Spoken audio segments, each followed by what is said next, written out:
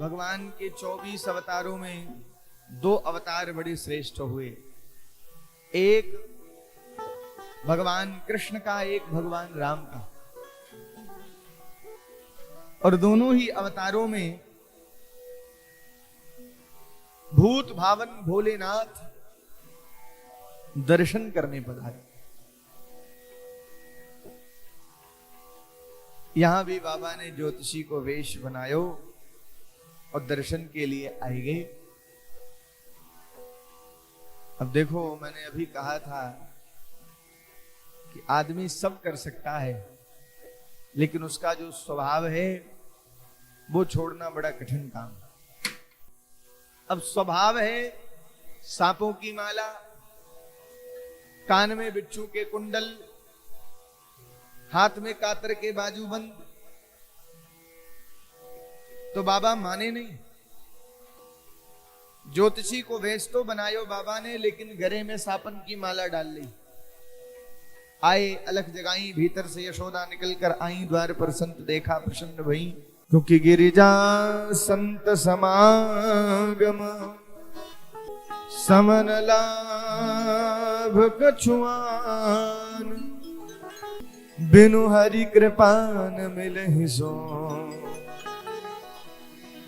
गावत वेद पुराण। देखिए, जीवन में संतों का, ब्राह्मणों का आगमन बहुत ही भाग्य से होता है। जीवन में संतों का पदार्पण, ब्राह्मणों का पदार्पण बड़े भाग्य से होता है घर में। और यह इस लाभ को समझने के लिए भी व्यक्ति के पास एक विशेष प्रकार के विवेक की आवश्यकता है। संतों के आगमन से हमारा घर तीर्थ हो जाता है, पवित्र होता है। बुलाने से आए तो अच्छी बात, अब बिना बुलाए आए तो और अच्छी बात। तो प्रणाम किया यशोदा ने, कहो बाबा कहां सेवा कर सकूं? बोले देवी, हम तो पहाड़न पे रहवे वाले बाबा हैं। आपके घर का बालक को जन्म भयो है।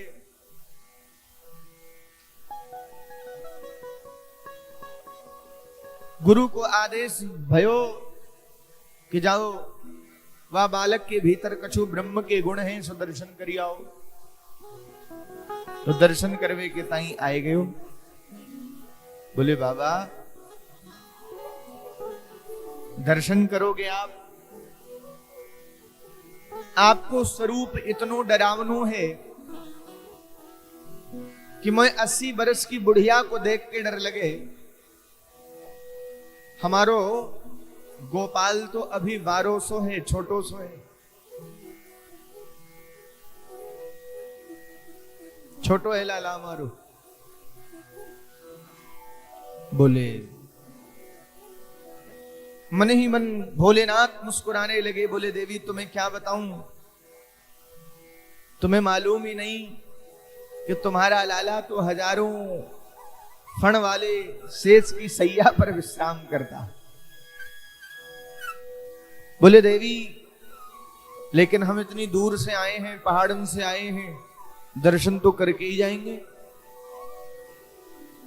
बोले क्षमा करना बाबा, इसके बदले में आपको जो कुछ चाहिए, हीरा मोती जवाहरात अंबल कंबल, वो सब ले जाओ, लेकिन दर्शन नहीं करा सकूं। भोलेनाथ ने कहा देवी हम दर्शन करने आए हैं, दर्शन करके जाएंगे, और तूने दर्शन नहीं कराया तो यहीं तेरे द्वार पे धोनी रमाऊंगा। कभी तो तेरा लाला निकलेगा, दर्शन कर लूंगा। अभी तो योगियों के हट को नहीं जानती। बोले बाबा दुनिया में और भी हट होते हैं, आप ये ना समझे कि केवल एक ही हट है। आप बैठे रही हो जीवन भर, हमारे महल में बहुत से दरवाजे हैं, बहुत से घर हैं, हम अपने लाला को दूसरे मार्ग से ले जाएंगे। भोलेनाथ ने सोचा कि ये तो मामला बन नहीं रहा, बिगड़ रहा। सो बाबा धीरे से उठे और पड़ोस में एक वट वृक्ष के नीचे बैठकर बाल कृष्ण का ध्यान किया कि लाला, कहा बात है गई, आप आज दर्शन देने से इनकार कर रहे हो। भगवान ने कहा दर्शन नहीं, अभी देखो। भोलेनाथ के जाते ही भगवान ने जोर जोर से रोना शुरू किया और रोते हैं कि चुप ही नहीं होते। और भगवान के रुदन को देखकर नजरानी ने पल भर में ही ब्रज के तमाम वैद्यों को बुला लिया। अब सारे वैद्य नाड़ी पकड़ पकड़ कर देख रहे हैं। अब कोई बीमारी हो तो पता चले, बीमारी तो कहीं और से है। तो एक बूढ़ी मैया आ गई।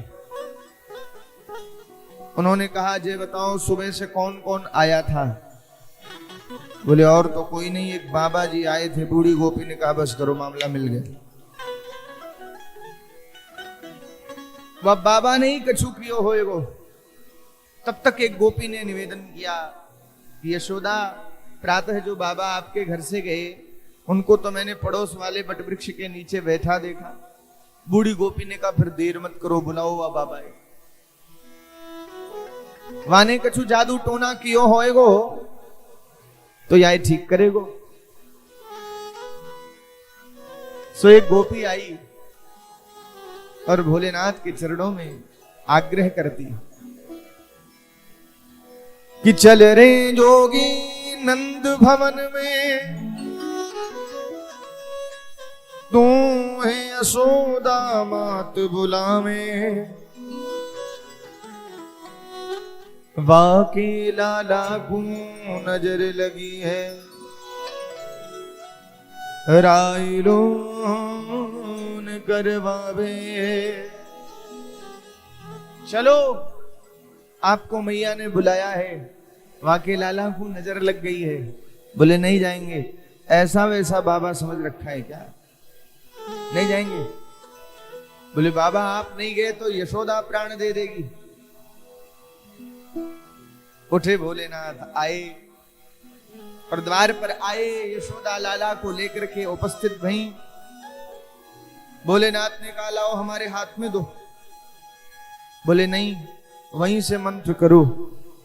बोले ऐसा मंत्र नहीं है हमारे पास, हाथ में तो देना पड़ेगा। यशोदा ने कहा पहले सांप को मुंह पल्लंग करो, तो जो ऐसे था उसको फिर बाबा ने ऐसे किया। और डरते डरते यशोदा ने जैसे ही भगवान भूत भावन भोलेनाथ के हाथ में नाथ को सौंपा, भगवान खिलखिला के हंस गए। बोलिए बाल कृष्ण लाल की। लेकिन हंसते हुए कन्हैया को देख के नजरानी ने झम से छीन लिया। बस बस। लेकिन ये क्या, इनके हाथ में आए तो फिर रोने लगे। भोलेनाथ ने कहा इधर लाओ। भोलेनाथ के हाथ में गए तो फिर खिलखिला के हंस गए। बोलिए बाल कृष्ण लाल की। भोलेनाथ के हाथ में जाते हैं तो हंसने लग जाते हैं, यशोदा के हाथ में आते हैं तो। यशोदा ने कहा बाबा कछु ऐसो करो हमारो लाला हमारे भी हाथ में हंसे। बोले कर देंगे, लेकिन आपको एक काम करना पड़ेगा। कहा बोले ब्रज में हमारो एक मंदिर बनवाना पड़ेगा। ब्रज में नहीं, अपने महलन में। अब करनो का है? बोले जब जब अपने लाला को स्नान कराओ तो वहां के शरीर को प्रक्षालित जल मेरे ऊपर से हो के जाया करे। बोल भक्त वत्सल भगवान की। यशोदा ने हाथ जोड़कर निवेदन किया कि रह रे योगी नंद भवन में, ब्रज में वासों कीजे। जब जब मेरो लाला रोवे, तब तब दर्शन दीजे।